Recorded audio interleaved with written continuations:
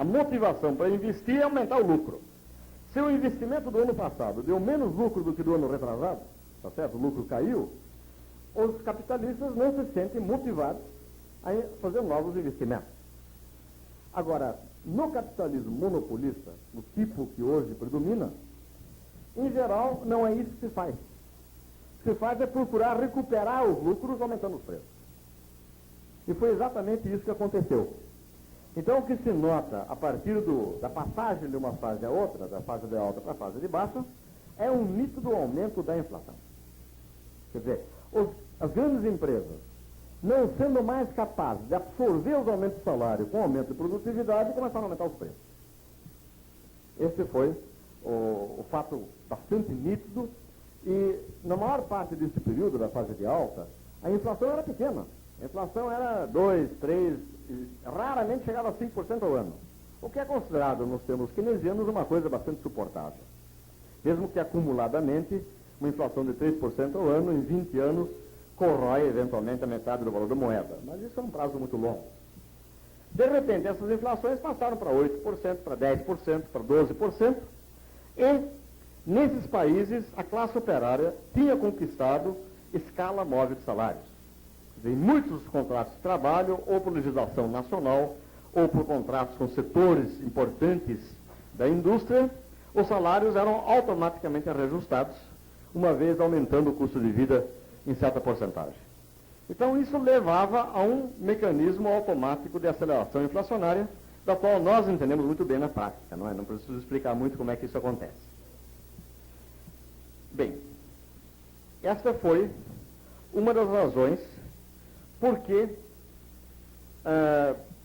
os governos desses países começaram, então, a aplicar políticas de contenção inflacionária, preocupados com a própria inflação, que é muito impopular.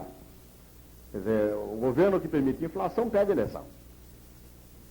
Então, havia uma motivação política forte em tentar conter a inflação e conter a moda keynesiana, já que a moeda é fiduciária agora. Quer dizer, conter a inflação significa reduzir o crédito, etc., que significa levar a economia para uma recessão. Ainda mais porque o balanço de pagamentos também sofre. Lembram-se que eu expliquei para vocês? Quando há inflação, as exportações do país tornam-se muito caras e, portanto, diminuem, e as importações dos outros países se tornam muito baratas. Então, desequilibra o balanço de pagamentos, a não ser que o país deprecie sua moeda. Mas, pelo acordo do Fundo Monetário Internacional, não podia depreciar. Lembram disso? Quer dizer, pelo acordo do Fundo Monetário Internacional, uma vez declarada uma certa paridade, ou seja, um certo valor da moeda do país em relação ao dólar, deveria fazer todo o possível para manter aquela paridade. Então, a inflação efetivamente arruinava o balanço de pagamentos de um país, a não ser que todos os seus parceiros tivessem a mesma inflação. Aí tudo bem. Se as inflações fossem todas iguais, então se todos ficassem em 10%, os efeitos seriam praticamente nulos. Mas isso não aconteceu. Em alguns países a inflação foi maior do que em outros. Então começa a haver uma diferenciação clara entre os próprios países industrializados, entre os chamados países de moeda forte e pouca inflação, e países de moeda fraca e de muita inflação e problemas crônicos no balanço de pagamentos. Os países de moeda forte são, obviamente, a Alemanha e o Japão, e os países de moeda fraca são principalmente a Grã-Bretanha e a Itália. Então, tudo isso explica por que país após país começam então a fazer a chamada política de stop and go, quer dizer, freia e deixa andar, freia e deixa andar.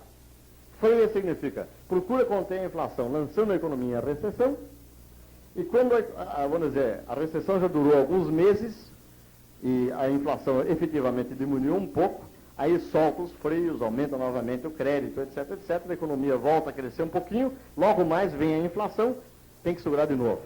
O stop and go, que é uma expressão inglesa, britânica, na Inglaterra criou realmente uma espécie de neurose econômica, porque praticamente todo ano a economia era acelerada e desacelerada quase continuamente. Em outros países, isso se fazia em intervalos um pouco maiores. O Brasil passou por uma política de stop and go na época do Geisel. O Simonsen fez muito isso. Se vocês olharem os dados do período 74 a 78, vocês vão ver que alguns anos a economia se expande, se vocês olharem mês por mês, é um período de 7, 8 meses, a inflação se acelera, o balanço de pagamento se deteriora, aí o governo toma uma série de medidas restritivas, aí efetivamente o crescimento da inflação se desacelera um pouco, melhora a situação no balanço de pagamentos, porém aumenta o desemprego, etc, etc. Esse stop and go é praticado, não sei, não lembro exatamente quantas, mas umas 3 ou 4 vezes num espaço de poucos anos também no Brasil.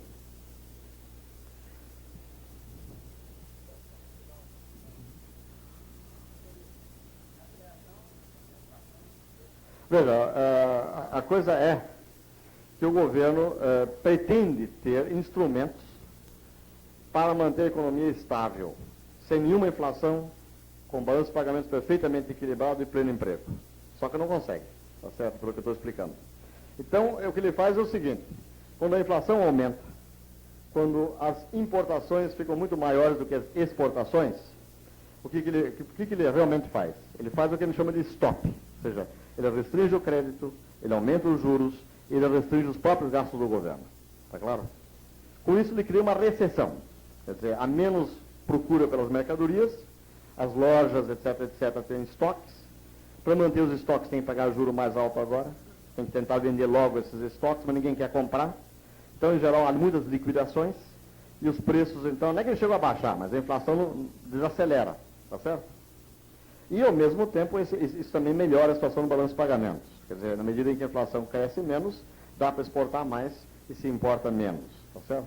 Só que é dentro da miséria, quer dizer, dentro de as empresas mais fracas quebram, mais desemprego, quer dizer, a economia não está crescendo. Você corrige a economia matando o doente. Então não pode ficar assim muito tempo. Então, depois de 7, 8 meses, quando o governo acha que, bom, agora já passou a febre inflacionária, vamos novamente recuperar a economia. Então, injeta mais crédito, aumenta os gastos do governo, tá certo? Aumenta, portanto, a procura por mercadorias, os preços, aquilo que eles deixaram de aumentar antes, eles aumentam agora. Tá certo? Então, imediatamente a inflação dispara, o balanço de pagamento se arruína e, portanto, um novo stop. Está mais claro agora isso?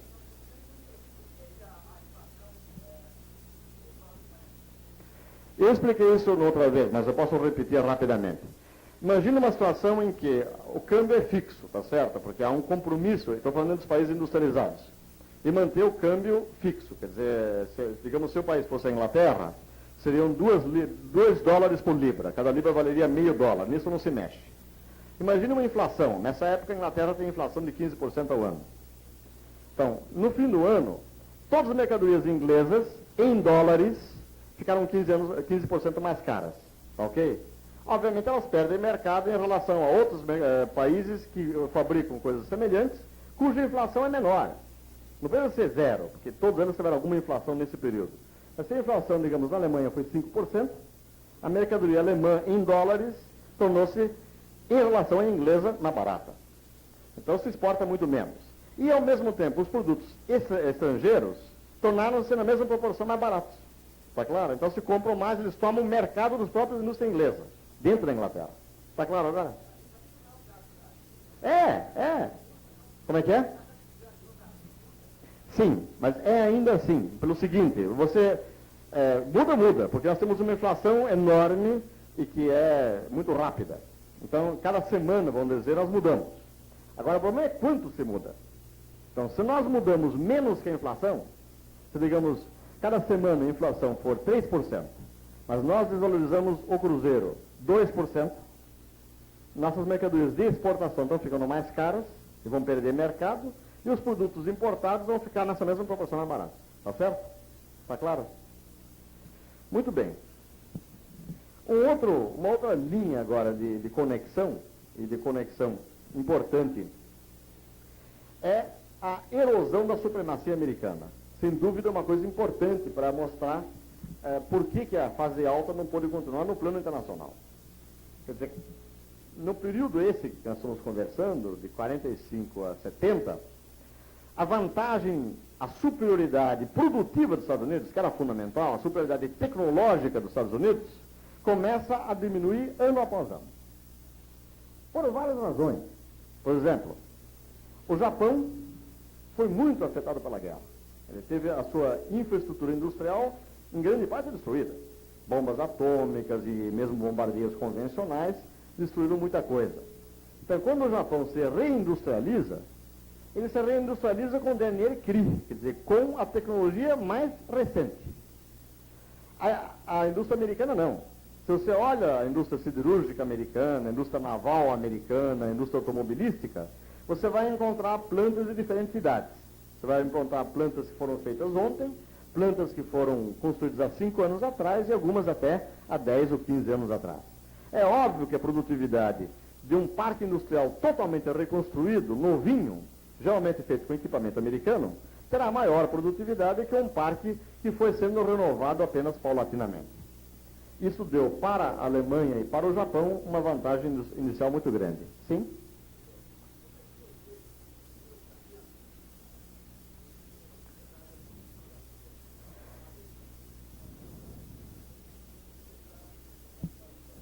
Exatamente. Eles não admitiram investimentos diretos estrangeiros, mas eles obtiveram muitos créditos, que é outra coisa. Está claro? Inclusive, houve um mini plano Marshall para o Japão por causa da Revolução Chinesa. É muito curioso isso. Quer dizer, quando os americanos tomam o Japão e o ocupam, eles têm um plano de desindustrializar o Japão. Fazer o Japão voltar a ser uma economia agrária. E tomam uma série de medidas e tal, e mantém o Japão numa situação de muita miséria. Até que os comunistas vencem na China. Com a vitória comunista na China, os Estados Unidos se apavoram. Como é que vai ser agora na Ásia, em que o maior país cai na mão dos comunistas? Então, logo depois acontece a Guerra da Coreia, lembra, em 1950? E a partir daí o Japão recebe todo o auxílio para se reconstruir, para ser o baluarte anticomunista na Ásia, face aos comunistas chineses. Certo? Sim? Sim, a única diferença é que aconteceu antes.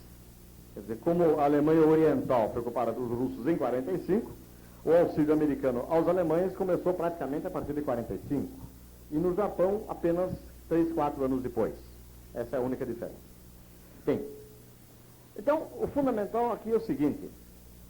Os Estados Unidos começam a perder a sua supremacia produtiva, primeiro por causa disso que eu falei agora, segundo lugar, porque o Japão e a Alemanha não têm gastos militares, sobretudo o Japão, que colocou na sua Constituição que não teria forças armadas, e os Estados Unidos aumentam seus gastos militares enormemente, entram numa corrida terrível armamentista com a União Soviética, sobretudo depois do Sputnik. O Sputnik foi um enorme choque para os Estados Unidos. Os Estados Unidos estavam tranquilos de que era o único que tinha bomba atômica, depois a União Soviética acabou tendo bomba atômica também, mas que eles teriam, enfim, enorme superioridade tecnológica. Quando os russos conseguem empinar aquele papagaio, aquele satélite, isso realmente foi um grande choque para os americanos. Os americanos, então, iniciaram aquele tremendo programa espacial da NASA, que finalmente os levou a ganhar, ou seja, a aterrizar, ou a lunizar o primeiro homem na Lua, não é isso? Mas isso custou um pedaço de dinheiro não pequeno.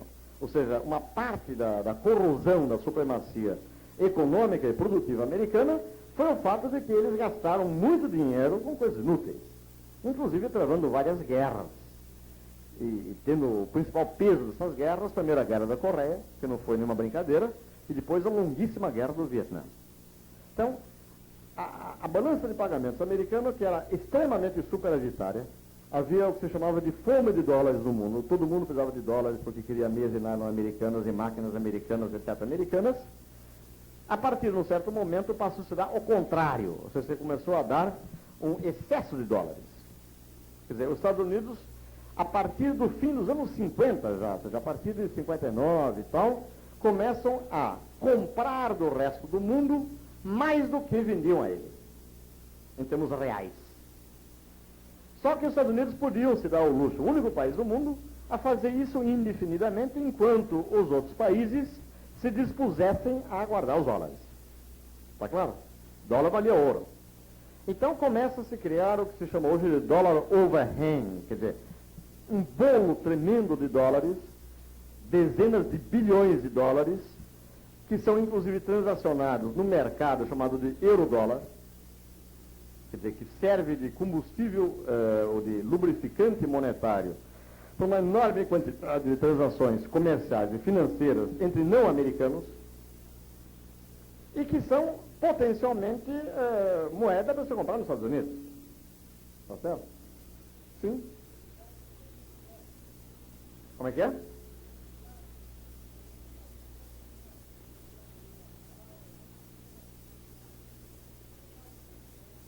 Olha, eu lamento muito, eu não consigo ouvir o que se diz e eu prefiro seguir a regra. Depois você escreve a sua pergunta. Perdão, eu não consigo entender o que você está dizendo. E além disso, daqui a pouco está na hora de parar e vamos responder as perguntas. Então, é verdade. De qualquer maneira, as guerras, mais essa perda de supremacia fez com que o balanço de pagamentos americano se tornasse negativo sistematicamente ano a ano. Quer dizer, todos os anos os americanos tinham um déficit em sua balança de pagamentos, pagavam em dólar. Todo mundo aceitava dólar e esse dólar deu lugar, então, à formação de um sistema financeiro todo especial. O euro-dólar é uma moeda internacional, porque é muito curioso isso. Todos os bancos nacionais são controlados pelo seu Banco Central Nacional. Os bancos americanos pelo Banco Central Americano, os bancos brasileiros pelo Banco Central Brasileiro, inglês, francês, etc, etc, certo? Porém, apenas dentro do seu próprio país. As agências de bancos estrangeiras, quer dizer, fora do país, não são controladas nas suas operações externas pelo seu Banco Central. Então, por exemplo, as agências de banco americanas, na medida em que elas podem prestar francos, ou libras, ou ienes, podem emitir essas moedas, dando créditos, não sei se isso eu vou explicar daqui a um minuto, sem que haja qualquer controle de alguma autoridade política, não com dólares. Ela tem um limite em relação ao seu próprio capital, em relação aos seus depósitos, ela só pode aumentar seus empréstimos dentro daquele limite que o Banco Central fixa para cada banco conforme o país. Está claro? Quer dizer, se um banco americano, e o que significa emitir ienes? É simples, esse banco americano tem uma agência em Tóquio. Ele pode abrir crédito em ienes a qualquer companhia japonesa ou uma companhia americana que esteja comprando coisas no Japão, etc. Ele está efetivamente emitindo, criando moeda iene, na quantidade que ele quiser. Claro, correndo o risco de ter que eventualmente pagar seus depositantes. Mas é aquela coisa que eu falei a vocês, quer dizer, é um negócio bancário sem controle. Da mesma forma, um banco francês, ele pode dar crédito em francos nos limites que o seu Banco Central lhe dá. Porém, em dólares, fora da França, ele pode dar o que ele quiser. Então se criou o que se chama um mercado selvagem, um mercado sem controle central de nenhuma espécie, que era alimentado o tempo todo pelos dólares que os Estados Unidos estavam pagando ao resto do mundo, a mais do que eles vendiam ao resto do mundo. Então se criou o que se chamou de grande liquidez no sistema financeiro internacional, permitindo grandes investimentos, muita especulação, enorme especulação. E essa especulação, isso foi extremamente interessante, essa especulação se fez contra o dólar. Quer dizer, ninguém acreditava que isso podia durar muito tempo, que essa festa fosse durar indefinidamente. Portanto, o dólar tinha que ser desvalorizado em relação, principalmente ao marco, em relação ao iene, quer dizer, em relação à moeda alemã e em relação à moeda japonesa. Porque as mercadorias americanas estavam caras em relação exatamente às mercadorias japonesas e alemãs. E os Estados Unidos estavam perdendo os mercados para a Alemanha e para o Japão. Desculpa, eu não vou responder agora, perdão, viu? É que hoje eu chego até o fim hoje e depois, tudo bem, ou na parte de perguntas escritas ou na parte de perguntas orais. O que eu quero explicar é o seguinte: como essa acumulação de dólares fora dos Estados Unidos passou a ser várias vezes maior do que o valor do ouro que os Estados Unidos tinham nos seus depósitos, ouro esse que representava 30% do ouro mundial, no começo do período 70%, mas pouco a pouco esse ouro foi sendo trocado por dólares pela França, para alguns outros países que não queriam dar esse direito aos Estados Unidos de ficar comprando mais do que vendendo para o resto do mundo, pagando com papel. Então os Estados Unidos perderam uma boa parte do seu ouro, acho que a metade mais ou menos, mas principalmente lá por volta de 1971, se a memória não me falha, havia 4 vezes mais dólares circulando nas mãos de multinacionais, de bancos centrais de outros países, de bancos privados, etc., do que ouro em Fort Knox. Se essa gente toda fosse querer trocar uma onça de ouro monetário por 35 dólares, que era o compromisso público americano, simplesmente não daria. Então, pelo fato de que isso era público, todo mundo começou a querer trocar seus dólares. Os Estados Unidos, antes disso, já em 68, deram aquele aperto político aos seus países aliados e fizeram uma espécie de acordo pelo qual nenhum banco central tentaria trocar seus dólares por ouro. Os bancos centrais, exceto a França, que chiou e não aceitou. Porém, havia ouro que não era de banco central. Enfim, havia a chamada gold window, a janela do ouro, o guichê de ouro, que estava sendo um ponto fraco.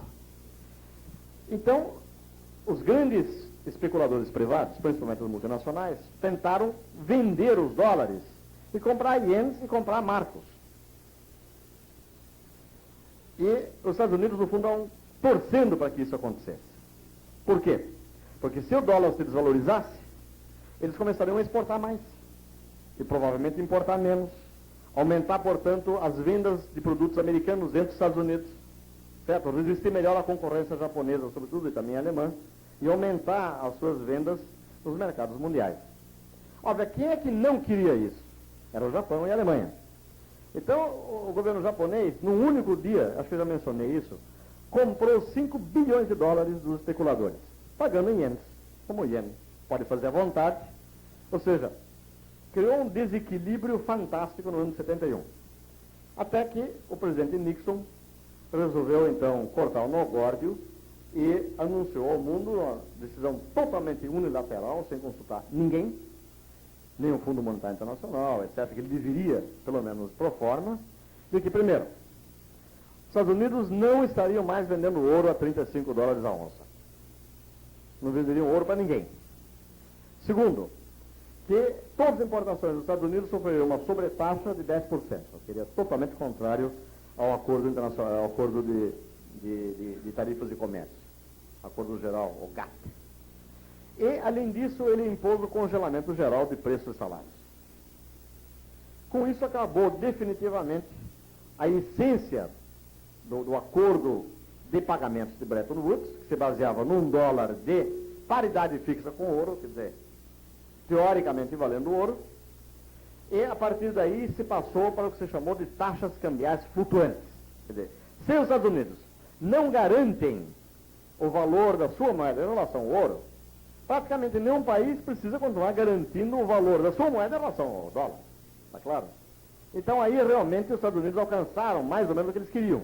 Quer dizer, você tem mercados com demanda e oferta em que a especulação contra o dólar deve levar à sua depreciação. E ele levou a uma certa depreciação e, de fato, depois de 71, os Estados Unidos recuperaram parcialmente a sua posição nos mercados mundiais. Apenas parcialmente, porque, na verdade, os outros países não deixam o dólar cair muito e continuam intervindo e comprando, etc., para não perder as vantagens competitivas que tinham. Quer dizer, com isso, o sistema Bretton Woods se arruinou. Acabou. E no lugar dele existe uma enorme bagunça, porque taxas cambiais flutuantes, ao sabor da especulação, de fato não permitem as relações comerciais, relações de investimentos, etc., mínimas e com mínimo de previsibilidade que o funcionamento do sistema econômico mundial exige. Na verdade, elas não são totalmente flutuantes, porque não daria. Elas são semi-flutuantes. Porém, vamos dizer, tirou da costa dos Estados Unidos esse encargo de ter que manter a sua moeda supervalorizada, porque era a moeda, vamos dizer, chave, a moeda de referência das demais moedas. O mais interessante do que aconteceu a partir daí é que o dólar continuou sendo guardado como se fosse ouro.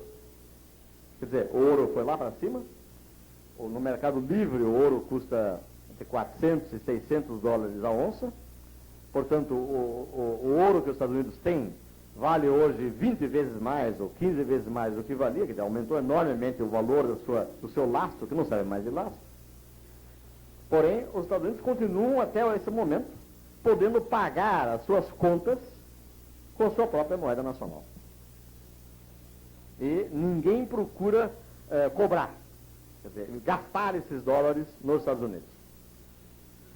Então, é o privilégio que os Estados Unidos ainda retêm, é um privilégio contrário a ele. Isso é extremamente interessante. É um completo paralelo com o que aconteceu com a Grã-Bretanha nos anos 20.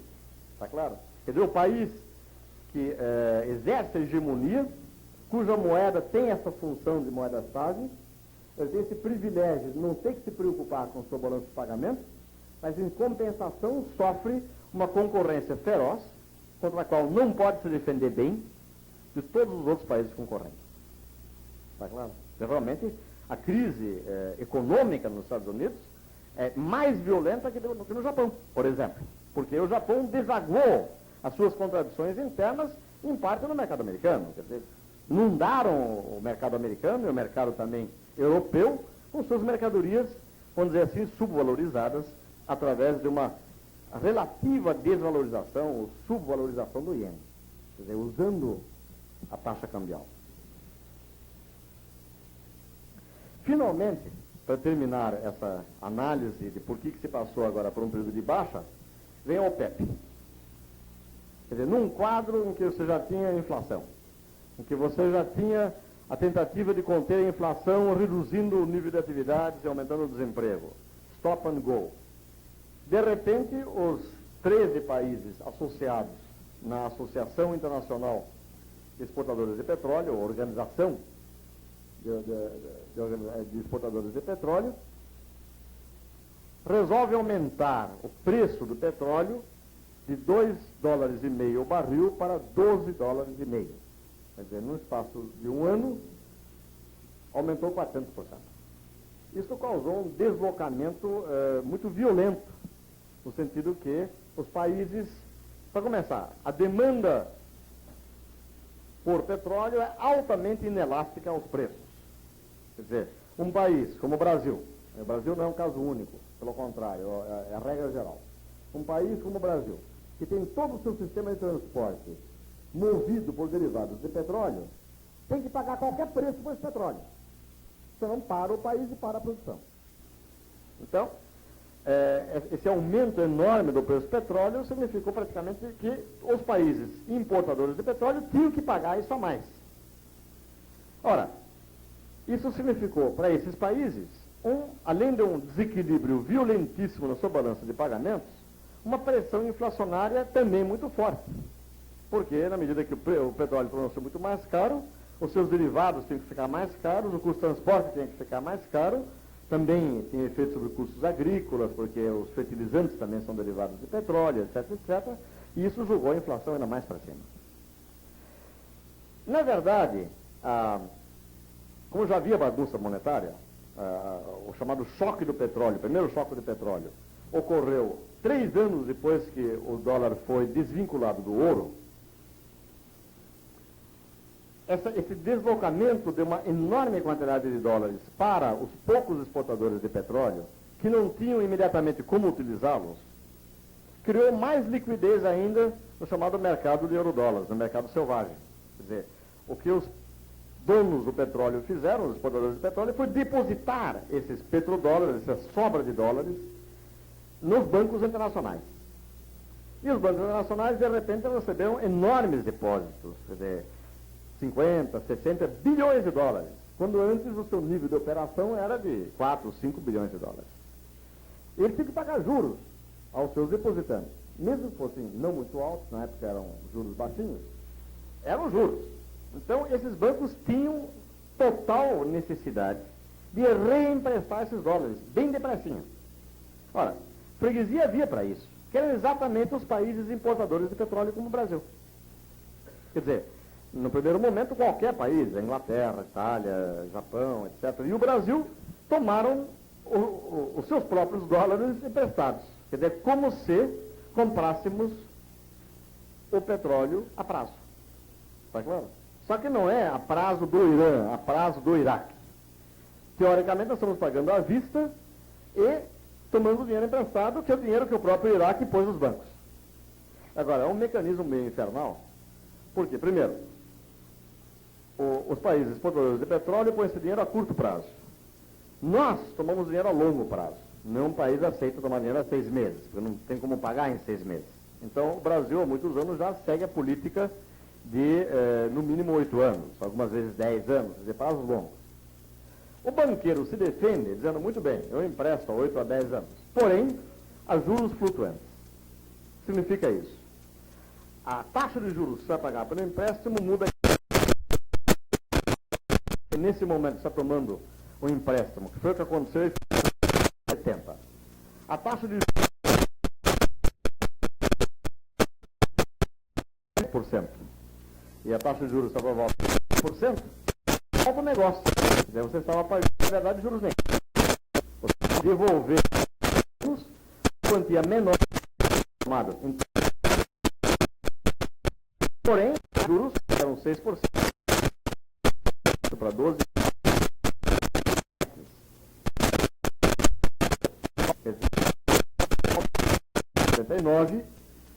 Os Estados Unidos, por econômica interna, aumentaram a sua taxa de juros americana para bem acima da inflação. A inflação estava por volta de 9%, 10%, eles chegaram até 21%, que dá uma taxa de juros real, vocês podem fazer a conta, por volta de 10% ao ano. Isto é alto. Vocês vão dizer, bom, no Brasil é 50%, é um absurdo.